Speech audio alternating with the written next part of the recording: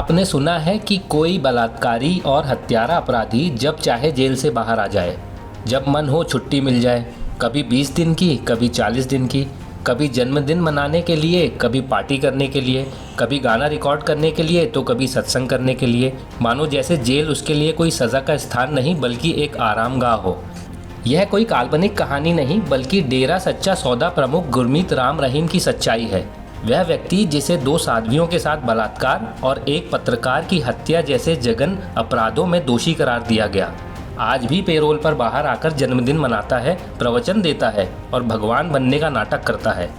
राम रहीम को 2017 में 20 साल की सज़ा सुनाई गई थी, लेकिन सज़ा के बाद से अब तक वह 14 बार पेरोल पर बाहर आ चुका है। 2020 से 2025 के बीच हर साल औसतन 90 दिन से ज़्यादा राम रहीम जेल से बाहर रहा है। क्या ये पेरोल है या जेल से वीआईपी छुट्टी? राम रहीम के मामले में सबसे चिंताजनक पहलू ये है कि उसकी पेरोल अक्सर चुनावों के आसपास ही दी जाती है। क्यों? क्योंकि डेरा सच्चा सौदा का हरियाणा, पंजाब, राजस्थान और दिल्ली में मजबूत वोट बैंक है। राजनेता इसे वोट बटोरने का साधन मानते हैं और यही वजह है कि हर बार उसे बाहर लाने के लिए कोई ना कोई धार्मिक या पारिवारिक बहाना बना दिया जाता है।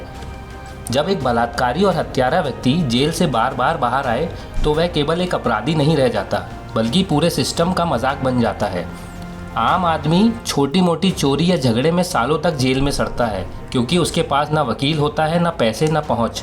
राम रहीम जैसे रसूखदार अपराधी जेल में वीआईपी ट्रीटमेंट पाते हैं। वे जेल को अपने डेरे का गेस्ट हाउस बना चुके हैं। वे बाहर आकर प्रवचन देते हैं, भक्तों से तालियां बजवाते हैं और सरकारें खामोश तमाशा देखती हैं। 2023 में पंजाब और हरियाणा हाईकोर्ट ने हरियाणा सरकार से पूछा था कि क्या राम रहीम को दी गई पेरोल जैसी सुविधाएं बाकी कैदियों को भी मिलती हैं। जवाब मिला, उसका आचरण अच्छा है। लेकिन क्या हर अच्छा आचरण वाला कैदी साल में इतनी बार बाहर आता है? क्या सज़ा सिर्फ कागज़ों तक सीमित रह गई है? क्या कानून सिर्फ आम आदमी पर लागू होता है? क्या जेल वीआईपी लोगों के लिए रिजॉर्ट बन चुकी है? क्या पेरोल का असली मकसद अब वोट बैंक बन गया है? क्या न्याय सिर्फ दिखावे की चीज़ है? यह सवाल सिर्फ सरकार या न्यायपालिका से नहीं, हम सब से है। क्योंकि जब तक समाज राम रहीम जैसे दोषियों को भगवान मानता रहेगा, वोट बैंक बनकर तालियां बजाता रहेगा, तब तक ये अपराधी जेल से बाहर आते रहेंगे और हमारे सिस्टम को लात मारते रहेंगे। राम रहीम का केस कोई अकेला मामला नहीं है, बल्कि ये भारत की न्यायिक और प्रशासनिक व्यवस्था की विफलता का प्रमाण है। जब तक हम, आप और पूरा समाज जागरूक नहीं होगा और कानून को सबके लिए बराबर बनाने की मांग नहीं करेगा, तब तक ऐसे अपराधी बार बार जेल से बाहर आते रहेंगे और कानून का माखौल उड़ाते रहेंगे। यह सिर्फ राम रहीम की कहानी नहीं, हमारे पूरे सिस्टम की कहानी है। और अब समय है आंखें खोलने का, सवाल पूछने का।